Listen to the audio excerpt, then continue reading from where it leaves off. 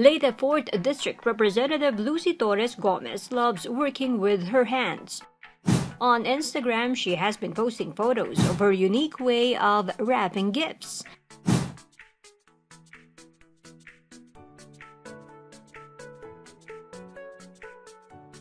She was also able to make these pillow covers from fabrics of old clothes.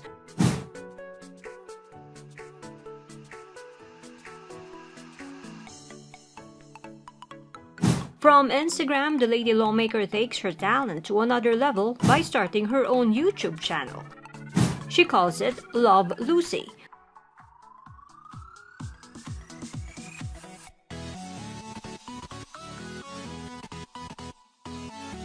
One of the Ormoc Congresswoman's first videos featured roses.